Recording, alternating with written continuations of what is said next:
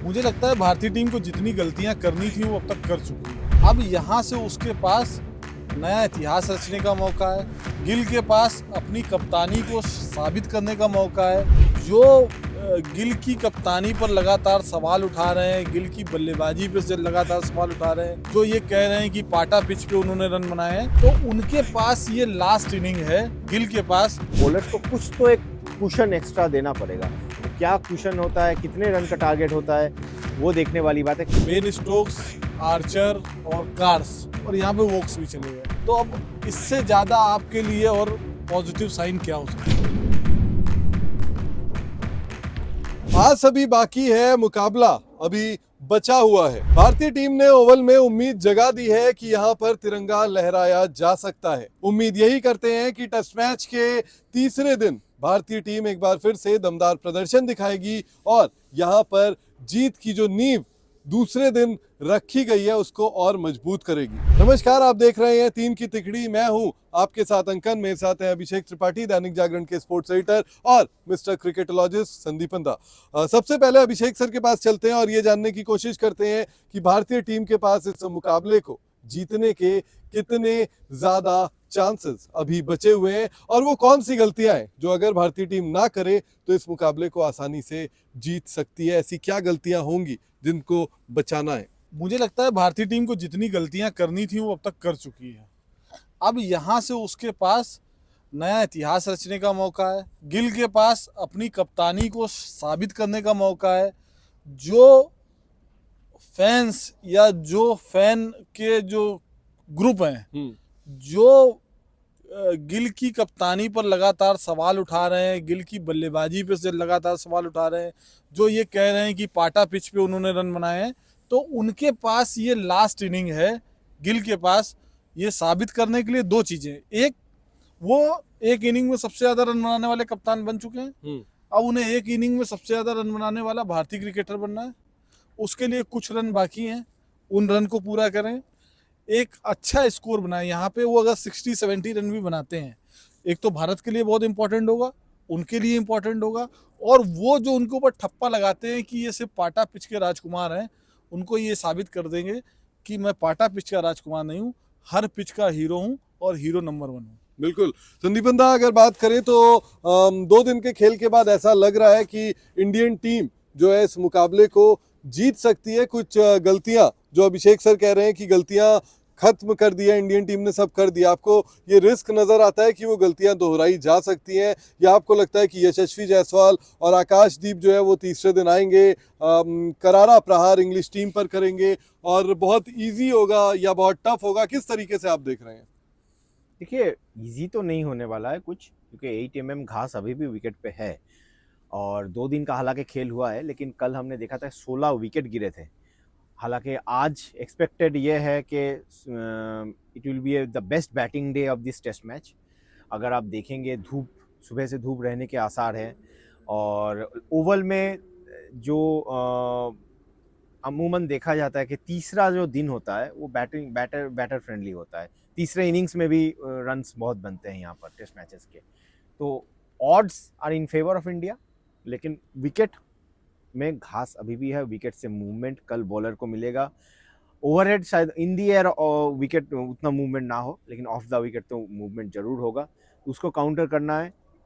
इस ऐसे विकेट पे ना attack is the best form of defence. आप जो है प्रोएक्टिव क्रिकेट खेलिए, रन के लिए जाइए, जैसे आज यशस्वी जायसवाल कर रहे थे। हालांकि उनका वो लकी रहे, उनका कैच भी छूटा, लेकिन आपको वही गेम खेलना है अगर आपको एक रियलिस्टिक, या मैं कहूँगा कि एक चैलेंजिंग टारगेट इंग्लैंड को 4th इनिंग्स में देना है।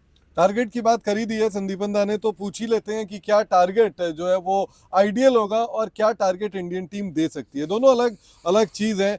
एक है सपना जो बहुत हसीन होते हैं और एक है सच्चाई जो कभी कभार जो है वो काफी क्रूर होते हैं। अभिषेक सर, क्या टारगेट देना चाहिए और क्या टारगेट दे सकती है इंडियन टीम? टारगेट देना चाहिए 350, दे सकती है 300 तक, इससे ज्यादा मुझे उम्मीद नहीं है। लेकिन 350 टारगेट अगर दे दिया तो वो बहुत अच्छा रहेगा, क्योंकि प्रॉब्लम क्या है ना कि अगर आपने कम टारगेट दिया तो जो बेन डकट और क्राउली ने जो फर्स्ट इनिंग में गेम खेला था, अगर उस गेम को वो सेकंड इनिंग में वैसे ही खेलते हैं तो जैसे जैसे टारगेट के नंबर्स कम होते जाएंगे वैसे वैसे जो प्रेशर है वो इंडियन कैप्टन के ऊपर आता जाएगा, और इंडियन कैप्टन को फिर फील्डिंग चेंज करने में, जैसे Bowling ज्यादा शॉट changes लगने में, करने बॉलिंग में। चेंजेस करने में, फिर उसमें उनको दिक्कत होगी। बेसिकली जो चीज लीड्स में हेडिंगली स्टेडियम में हमें देखने को मिली थी, उससे जो है वो सबक लेने की बात अभिषेक सर यहाँ पर कर रहे हैं। संदीपन दा, आपको क्या लगता है, what is the realistic target Indian team will give, और what is the ideal target जो इंडियन टीम को देना चाहिए? Ideal target, anything above 350, I believe, Hmm. which is like 300 runs more from where we are right now. क्या 300 run कर पाएंगे? ये 8 wicket बाकी है. My heart says yes, mind says no. तो और गुर्दा अब गुर्दा तो पता नहीं क्या बोल रहा है लेकिन I believe that India will give a target of around 250 to 60 runs. That will basically वो आज जो है चैलेंजिंग होगा, आज 200-210 रन ऐड करेंगे स्कोर में. मतलब क्या आपको लगता है चैलेंजिंग होगा. बेन डकेट का विकेट, बेन डकेट का बहुत इंपॉर्टेंट, मतलब उनके ओपनिंग पेयर को अगर आप तोड़ दे, जल्दी आउट कर दे, तो उनका बाकी जो ऑली पोप है उनका गेम वो नेचुरल गेम वो नहीं है कि अटैकिंग गेम. जो रूट हालांकि जो रूट हालांकि खेल सकते हैं, लेकिन मेन जो आप जैसे अभिषेक जी ने कहा बहुत इंपॉर्टेंट पॉइंट कि आपके उनको जो ऊपर के 2 बैटर्स हैं उनको जल्दी लौटाना होगा. क्योंकि बेन डकेट और अगर आप क्रॉली को आउट कर देंगे तो ओली पोप स्लो खेलते हैं, रूट खेलते हैं तेज, लेकिन उतना तेज नहीं खेलते हैं कि आपके ऊपर प्रेशर बना पाए. फिर आपको नीचे एक बल्लेबाज परेशान करेगा, जेमी स्मिथ. तो ये जो बल्लेबाज है थोड़ा सा तेजी से भी ज्यादा ना अनकन्वेंशनल गेम. प्रॉब्लम तेजी से खेलने, तेज या स्लो खेलने से नहीं है. ये लोग अनकन्वेंशनल गेम खेल रहे हैं, जो स्पेशली बेन डकेट जो लेंथ यहाँ पर आइडियल लेंथ है, उस लेंथ के बॉल को अगर आप मारते हो ना तो बॉलर के लिए सबसे ज्यादा चैलेंजिंग होता है. दूसरे दिन हालांकि भारतीय बल्लेबाजों ने तो निराश किया था, करुण नायर जो है वो जल्दी चले गए थे, वॉशिंगटन सुंदर भी बहुत कुछ नहीं कर पाए, लेकिन उतनी ही इंप्रेसिव गेंदबाजी जो है वो लंच के बाद दूसरे दिन इंडियन बॉलर्स ने की. एक के बाद एक विकेट झटके और इंडिया को वापस इस मुकाबले में लेकर आए. जो डेंट जैक क्रॉली ने और बेन डकेट ने इंडियन टीम को पहुंचाया था, उसका शायद बदला वहां पर पूरा हो गया. क्या तीसरे दिन आप उम्मीद कर रहे हैं कि इंडियन बॉलर्स, या चौथे दिन जब गेंदबाजी दूसरी पारी में भारतीय बॉलर्स की आएगी, उन लेसन्स को जो है वो पहले ही ओवर से, पहली गेंद से क्या इंप्लीमेंट कर पाएंगे जो उन्होंने दूसरे दिन जो है वो लंच के बाद किया था? देखिए, करना चाहिए. और चौथे और 5वें दिन तो वेदर भी क्लाउडी रहेगा, बारिश के आसार है, तो stop start kind of play होगा. तो उसका फायदा उठाने के लिए आपको बॉलर्स को कुछ तो एक कुशन एक्स्ट्रा देना पड़ेगा. वो क्या कुशन होता है, कितने रन का टारगेट होता है, वो देखने वाली बात है. कल भारतीय टीम के लिए सबसे बड़ा एडवांटेज है कि ओवरहेड कंडीशन क्लियर रहेगा. आपको स्टॉप स्टार्ट गेम नहीं है, आपका नॉर्मल क्रिकेट खेलिए आप.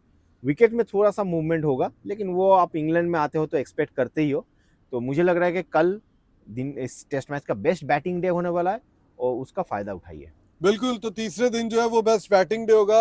अभिषेक सर, क्या लगता है आपको, तीसरा दिन क्या पूरे ओवर्स इंडियन टीम बल्लेबाजी कर पाएगी, या कल ही जो है वो इंग्लिश टीम की बल्लेबाजी जो है वो आ जाएंगे, और क्या चौथे दिन में ये टेस्ट मैच खत्म हो रहा है?